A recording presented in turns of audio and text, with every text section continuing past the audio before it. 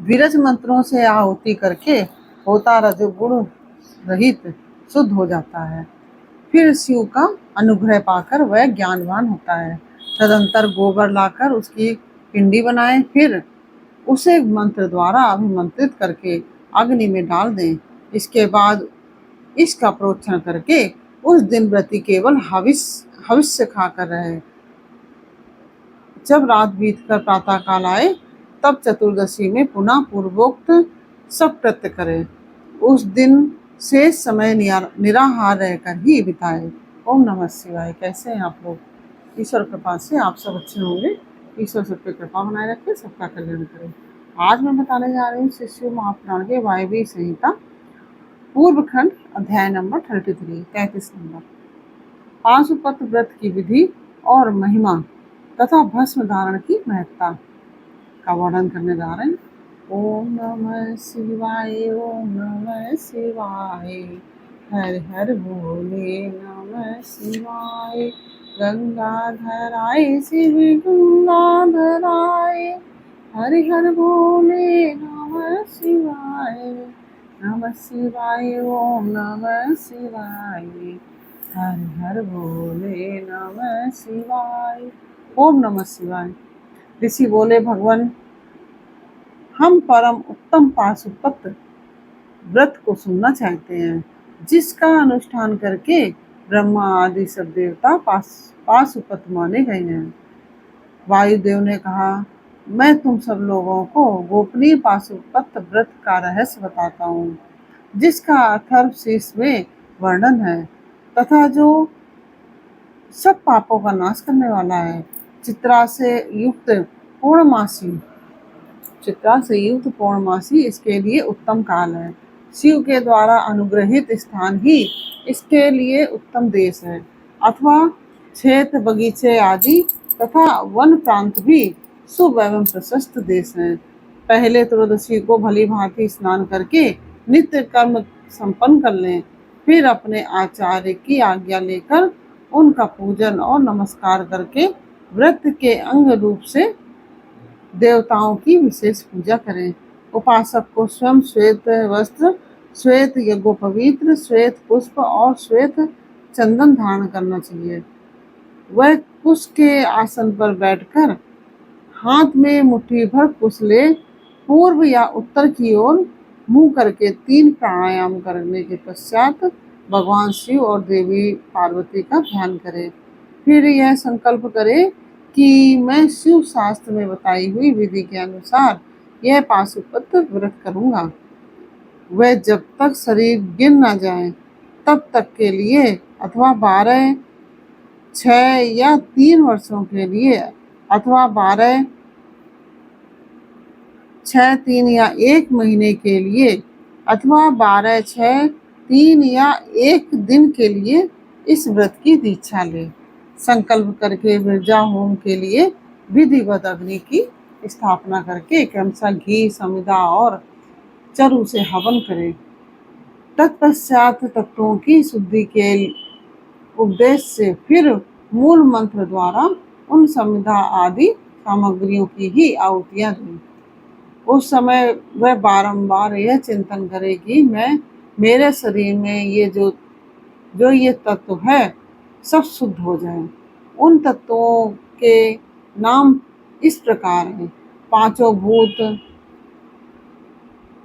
भूत उनकी 5 तन्मात्राएं, 5 ज्ञानेंद्रियां, 5 कर्मेंद्रियां, 5 विषय त्वचा आदि, 7 धातु प्राण आदि, 5 वायु मन बुद्धि अहंकार प्रकृति पुरुष राग विद्या कला नियति काल माया शुद्ध विद्या महेश्वर सदाशिव शक्ति तत्व और शिव तत्व, ये क्रमशः तत्व कहे गए हैं। विरज मंत्रों से आहुति करके होता रजोगुण रहित शुद्ध हो जाता है। फिर शिव का अनुग्रह पाकर वह ज्ञानवान हो जाता है और तदंतर गोबर लाकर उसकी पिंडी बनाए, फिर उसे मंत्र द्वारा अभिमंत्रित करके अग्नि में डाल दें। इसके बाद उसका प्रोक्षण करके उस दिन व्रती केवल हविष्य खाकर रहे। जब रात बीत कर प्रातः काल आए तब चतुर्दशी में पुनः पूर्वोक्त सब कृत करें। उस दिन शेष समय निराहार रहकर ही बिताएं। फिर पूर्णिमा को प्रातः काल इसी तरह होम पर्यंत कर्म करके रुद्राग्नि का उपसंहार करें। तदंतर प्रयत्न पूर्वक उसमें से भस्म ग्रहण करें। इसके बाद साधक चाहे जटा रखा ले, चाहे सारा सिर मुड़ा ले, या चाहे तो केवल सिर पर शिखा धारण करें। इसके बाद स्नान करके यदि वह लोक लज्जा से ऊपर उठ गया हो तो दिगंबर हो जाए, अथवा गेरुआ वस्त्र, मृगचर्म या फटे पुराने चीथड़े को ही धारण कर ले। एक वस्त्र धारण करे या वल्कल वस्त्र पहनकर रहे। कटी में मेखला धारण करके हाथ में दंड ले ले। तदंतर दोनों पैर धोकर आचमन करे। विरजाग्नि से प्रकट हुए भस्म को एकत्र करके अग्नि रीति भस्म इत्यादि 6 अथर्ववेदी मंत्रों द्वारा उसे अपने शरीर में लगाए। मस्तक से लेकर पैर तक सभी अंगों में उसे अच्छी तरह मल ले। इसी क्रम से प्रणव या शिव मंत्र द्वारा सर्वांग में भस्म रमाकर त्रयायुषम इत्यादि मंत्रों से ललाट आदि अंगों में त्रिपुंड की रचना करें। इस प्रकार शिव भाव को प्राप्त हो शिव योग का आचरण करें। तीनों संध्याओं के समय ऐसा ही करना चाहिए। यही पाशुपत व्रत है जो भोग और मोक्ष देने वाला है। यह जीवों के पशु भाव को निवृत्त कर देता है। इस प्रकार पाशुपत व्रत के अनुष्ठान द्वारा पशुत्व का परित्याग करके लिंग मूर्ति सनातन महादेव जी का पूजन करना चाहिए। यदि वैभव हो तो सोने का अष्टदल कमल बनवाएं जिसमें 9 प्रकार के रत्न जड़े गए हों, उसमें कणिका और केसर भी हो। ऐसे कमल को भगवान का आसन बनावे। धनाभाव होने पर लाल या सफेद कमल के फूल का आसन अर्पित करें। वह भी ना मिले तो केवल भाव में कमल समर्पित करें। उस कमल की कणिका में पीठिका सहित छोटे से स्फटिक मणिमय लिंग की स्थापना करके क्रमशः विधि पूर्वक उसका पूजन करें। उस लिंग का शोधन करके पहले शास्त्रीय विधि के अनुसार उसकी स्थापना कर लेनी चाहिए। फिर आसन दें। पंचमुख के प्रकार से मूर्ति की कल्पना करके पंचगव आदि से पूर्ण अपने वैभव के अनुसार संग्रहित भरे हुए सुवर्ण निर्मित कलशों से उस मूर्ति को स्नान कराएं। फिर सुगंधित द्रव्य, कपूर, चंदन और कुमकुम आदि से वेदी सहित भूषण भूषित शिवलिंग का अनुलेपन करके बिल्व पत्र का लाल कमल, श्वेत कमल, नील कमल, अन्य सुगंधित पुष्प, पवित्र एवं उत्तम पत्र तथा दूर्वा और अक्षत आदि विचित्र उपचार चढ़ाकर यथा प्राप्त सामग्रियों द्वारा महापूजन की विधि से उस मूर्ति की अभ्यर्चना करें। फिर धूप दीप और नैवेद्य निवेदन करें। इस तरह भगवान शिव को उत्तम वस्त्र निवेदन करके अपना कल्याण करें। उस व्रत में विशेषता ये सभी वस्तुएं देनी चाहिए जो अपने को अधिक प्रिय हो, श्रेष्ठ हो और न्यायपूर्वक उपार्जित हुई हो। बिलपत्र, उत्पल और कमलों की संख्या 1000 होनी चाहिए। अन्य पत्रों और फूलों में से प्रत्येक की संख्या 108 होनी चाहिए। इन सामग्रियों में भी बिलपत्र को विशेष यत्न पूर्वक जुटाएं। उसे भूलकर भी न छोड़ें। सोने का बना हुआ एक ही कमल 1 सहस्त्र कमलों से श्रेष्ठ बताया गया है। नील कमल आदि के विषय में भी यही बात है। ये सब बिल्व पत्रों के समान ही महत्व रखते हैं। अन्य पुष्पों के लिए कोई नियम नहीं है, वे जितने मिले उतने ही चढ़ाने चाहिए। अष्टांग अर्ध उत्कृष्ट माना जाता है। धूप और आलेप यानी कि चंदन के विषय में विशेष बात यह है, वामदेव नामक मुख में चंदन, तत्पुरुष नामक मुख में हरिताल और ईशान नामक मुख में भस्म लगाना चाहिए। कोई कोई भस्म की जगह आलेपन का विधान करते हैं। दूसरे प्रकार के धूप का विधान होने से कुछ लोग प्रसिद्ध धूप का निषेध करते हैं। अघोर नामक मुख के लिए श्वेत अगुरु का धूप देना चाहिए। तत्पुरुष नामक मुख के लिए कृष्ण अगुरु के धूप का विधान है। वामदेव के लिए गुगुल, सद्योजात मुख के लिए सुगंधित, सद्योजात मुख के लिए सौगंधिक तथा ईशान के लिए भी उसीर आदि धूप को विशेष रूप से देना चाहिए। शर्करा, मधु, कपूर, कपिला गाय का घी, चंदन का चूरा और अगरू नामक काष्ठ आदि का चूर्ण, इन सबको मिलाकर जो धूप तैयार किया जाता है उसे सबके लिए सामान्य रूप से योग बताया गया है। कपूर की बत्ती और घी के दीपक जलाकर दीपमाला देनी चाहिए। तत्पश्चात प्रत्येक मुख के लिए पृथक पृथक अर्घ और आचमन देने का विधान है। प्रथम आवरण में गणेश और कार्तिकेय की पूजा करनी चाहिए।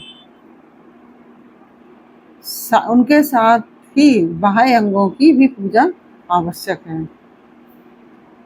प्रथम आवरण की पूजा हो जाने पर द्वितीय आवरण में चक्रवर्ती विघ्नेश्वरों की पूजा करना चाहिए। तृतीय आवरण में भव आदि अष्टमूर्तियों की पूजा का विधान है। वही महादेव आदि एकादश मूर्तियों का भी पूजन आवश्यक है। चौथे आवरण में सभी गणेश्वर पूजनीय हैं। पंचम आवरण में कमल के बाह्य भाग में क्रमशः 10 दिक्पालों, उनके अस्त्रों और अनुचरों की क्रमशः पूजा करनी चाहिए। वहीं ब्रह्मा के मानस पुत्रों की, समस्त ज्योतिगणों की, सब देवी देवताओं की, सभी आकाशाचार्यों की, पाताल निवासियों की, अखिल मुनीश्वरों की, योगियों की, सब यज्ञों की, 12 सूर्यों की, मातृकाओं की, गणों सहित क्षेत्रपालों की और इस समस्त चराचर जगत की पूजा करनी चाहिए। इन सबको शंकर जी की विभूति मानकर शिव की प्रसन्नता के लिए ही इनका पूजन करना उचित है। इस प्रकार आवरण पूजा के पश्चात परमेश्वर शिव का पूजन करके उन्हें भक्ति पूर्वक घृत और व्यंजन सहित मनोहर हविष्य निवेदन करना चाहिए। मुख शुद्धि के लिए आवश्यक उपकरणों सहित तांबूल देकर नाना प्रकार के फूलों से पुनः इष्ट देव का श्रृंगार करें, आरती उतारें। तत्पश्चात पूजन का शेष कृत्य पूर्ण करें। प्याला तथा उपकारक सामग्रियों सहित शय्या समर्पित करें। शय्या पर चंद्रमा के समान चमकीला हार दें। राजोचित मनोहर वस्तुएं सब प्रकार से संचित करके स्वयं पूजन करें, दूसरों से भी कराएं तथा प्रत्येक पूजन में आहुति दें। इसके बाद स्तुति, प्रार्थना और जप करके पंचाक्षरी विद्या को जपें। परिक्रमा और प्रणाम करके अपने आप को समर्पित करें। तदंतर इष्ट देव के सामने ही गुरु और ब्राह्मण की पूजा करें। इसके बाद अर्घ और 8 फूल देकर पूजित लिंग या मूर्ति से देवता का विसर्जन करें। फिर अग्निदेव का भी विसर्जन करके पूजा समाप्त करें। मनुष्य को चाहिए कि प्रतिदिन इसी प्रकार पूर्वोक्त रूप से सेवा करें। पूजन के अंत में स्वर्णमय कमल तथा अन्य सब उपकरणों सहित उस शिवलिंग को गुरु के हाथ में दे दें तथा शिवालय में स्थापित कर दें। गुरुओं, ब्राह्मणों और विशेषता व्रतधारियों की पूजा करके सामर्थ्य हो तो भक्त ब्राह्मणों को तथा दीनों और अनाथों को भी संतुष्ट करें। स्वयं उपवास में असमर्थ होने पर फल मूल खाकर या दूध पीकर रहें अथवा भिक्षान्न भोजी हो या एक समय भोजन करें। रात में प्रतिदिन परिमित भोजन करें और पवित्र भाव से भूमि पर ही सोएं। भस्म पर, तृण पर अथवा तीर या भस्म पर, तृण पर अथवा चीर या मृग चर्म पर शयन करें। प्रतिदिन ब्रह्मचर्य का पालन करते हुए इस व्रत का अनुष्ठान करें। यदि शक्ति हो तो रविवार के दिन आद्रा नक्षत्र में दोनों पक्षों की पूर्णिमा और अमावस्या को, अष्टमी को तथा चतुर्दशी को उपवास करें। मन, वाणी और क्रिया द्वारा संपूर्ण प्रयत्न से पाखंडी, पतित, रजस्वला स्त्री, सूतक में पड़े हुए लोग तथा अनाज आदि के संपर्क का त्याग करें। निरंतर क्षमा, दान, दया, सत्य भाषण और अहिंसा में तत्पर रहें। संतुष्ट और शांत रहकर जप और ध्यान में लगा रहें। तीनों काल स्नान करें तथा भस्म स्नान कर ले। मन, वाणी और क्रिया द्वारा विशेष पूजा किया करें। इस विषय में अधिक कहने से क्या लाभ। व्रतधारी पुरुष कभी अशुभ आचरण न करे। प्रमादवश यदि वैसा आचरण बन जाए तो उसके गुरु लाघव का विचार करके उसके दोष का निवारण करने के लिए पूजा, होम और जप आदि के द्वारा उचित प्रायश्चित करें। व्रत की समाप्ति पर्यंत भूल कर भी अशुभ आचरण न करें। संपत्ति हो तो उसके अनुसार गौदान, वृषोत्सर्ग और पूजन करें। भक्त पुरुष निष्काम भाव से शिव की प्रीति के लिए ही सब कुछ करें। यह संक्षेप से इस व्रत की सामान्य विधि कही गई है। अब शास्त्र के अनुसार प्रत्येक मास में जो विशेष कृत्य है उसे बताता हूँ। वैशाख मास में हीरे के बने हुए शिवलिंग का पूजन करना चाहिए। ज्येष्ठ मास में, वैशाख के महीने में हीरे का शिवलिंग का जो है पूजन करना चाहिए। और ज्येष्ठ मास में मकरत मणि में शिवलिंग की पूजा उचित है। और आषाढ़ मास में मोती के बने हुए शिवलिंग को पूजनीय समझें। सावन मास में नीलम का जो बना हुआ शिवलिंग है वह पूजा के योग्य है। भाद्रपद मास में पूजन के लिए पद्मराग मणि में शिवलिंग को उत्तम माना गया है। अश्विन मास में गोमेद मणि के बने हुए लिंग को उत्तम समझें। कार्तिक मास में मूंगे के और माघ मास में वैदुर मणि के बने हुए लिंग की पूजा का विधान है। पौष मास में पुष्पराग यानी कि पुखराज मणि के तथा माघ मास में सूर्यकांत मणि के लिंग की पूजा करना चाहिए। फागुन मास में चंद्रकांत मणि के और चैत मास में सूर्यकांत मणि के बने हुए लिंग के पूजन की विधि है। अथवा रत्नों के न मिलने पर सभी मासों में सुवर्णमय लिंग का ही पूजन करना चाहिए। सुवर्ण के अभाव में चांदी, तांबे, पत्थर, मिट्टी, लाह या और किसी वस्तु का जो सुलभ हो लिंग बना लेना चाहिए। अथवा अपनी रुचि के अनुसार सर्वगंधमय लिंग का निर्माण करें। व्रत की समाप्ति के समय नित्य कर्म पूर्ण करके पूर्ववत विशेष पूजा और हवन करने के पश्चात आचार्य का तथा विशेषता व्रती ब्राह्मण का पूजन करें।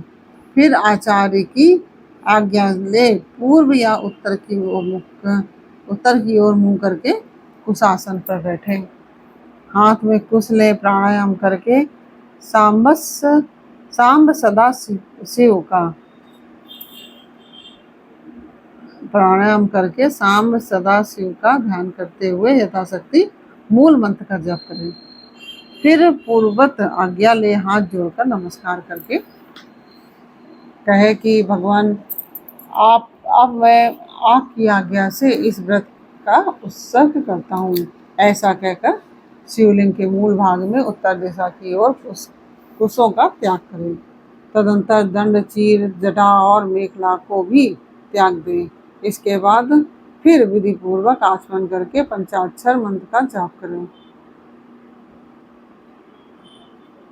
पंचाक्षर मंत्र का जप करें जो आत्यंतिक दीक्षा ग्रहण करके अपने शरीर का अंत होने तक शांत भाव से इस व्रत का अनुष्ठान करता है वह नैष्ठिक व्रती कहा गया है। उसे सब आश्रमों से ऊपर उठा हुआ महापाशुपत जानना चाहिए। वही तपस्वी पुरुषों में श्रेष्ठ है और वही महान व्रतधारी है जो 12 दिनों तक प्रतिदिन विधि पूर्वक इस व्रत का अनुष्ठान करता है। वह भी नैष्ठिक के ही तुल्य है क्योंकि उसने तीव्र व्रत का आश्रय लिया है। जो अपने शरीर में घी लगाकर व्रत के सभी नियमों के पालन में तत्पर हो 2-3 दिन या एक दिन भी इस व्रत का अनुष्ठान करता है वह भी कोई नैष्ठिक ही है।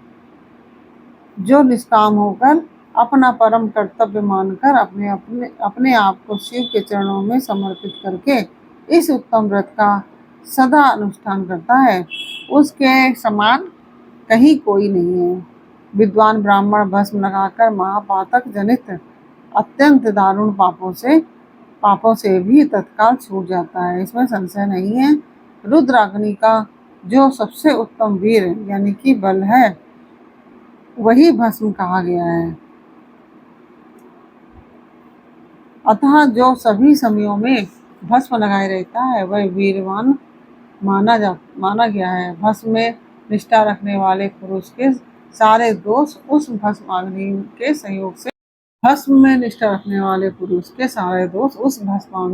सहयोग से दग्ध होकर नष्ट हो जाते हैं। जिसका शरीर भस्म स्नान से विशुद्ध है वह भस्मनिष्ठ कहा गया है। जिसके सारे अंगों में भस्म लगा हुआ है, जो भस्म से प्रकाशमान है, जिसने भस्म में त्रिपुंड लगा रखा है तथा जो भस्म से स्नान करता है वह भस्मनिष्ठ माना गया है। भूत प्रेत पिशाच और अत्यंत दुस्सह रोग भी भस्मनिष्ठ के निकट से दूर भागते हैं, इसमें संशय नहीं है। वह शरीर को भासित करता है इसलिए भसित कहा गया है तथा पापों का भक्षण करने के कारण उसका नाम भस्म है। भूति यानी कि ऐश्वर्य कारक होने से उसे भूति या विभूति भी कहते हैं। विभूति रक्षा करने वाली है अतः उसका एक नाम रक्षा भी है। भस्म के महात्म्य को लेकर यहाँ और क्या कहा जाए। भस्म से स्नान करने वाला व्रती पुरुष साक्षात महेश्वर देव कहा गया है। वह परमेश्वर रुद्र अग्नि संबंधी भस्म शिव भक्तों के लिए बड़ा भारी अस्त्र है क्योंकि उसने धौम्य मुनि के बड़े भाई उपमन्यु के तप में आई हुई आपत्तियों का निवारण किया था। इसलिए सर्वथा प्रयत्न करके पाशुपत व्रत का अनुष्ठान करने के पश्चात हवन संबंधी भस्म का धन के समान संग्रह करके सदा भस्म स्नान में तत्पर रहना चाहिए। इस प्रकार से यह अध्याय पूर्ण हुआ। यह अध्याय आपको कैसा लगा यह मुझे कमेंट बॉक्स में अवश्य बताइए। अच्छा लगा हो तो वीडियो को लाइक शेयर अवश्य कीजिए। कमेंट में ओम नमः शिवाय अवश्य लिखिए। और यदि आपने हमारे चैनल को सब्सक्राइब नहीं किया तो प्लीज़ हमारे चैनल को सब्सक्राइब कर लीजिए और बेल आइकन बटन अवश्य दबा दीजिए जिससे कि हमारे आने वाले सारे वीडियोस आपको प्राप्त हो सकें। फिर मिलते हैं आपसे अगले अध्याय के साथ अगले वीडियो में। तब तक के लिए ओम नमः शिवाय। राधे राधे।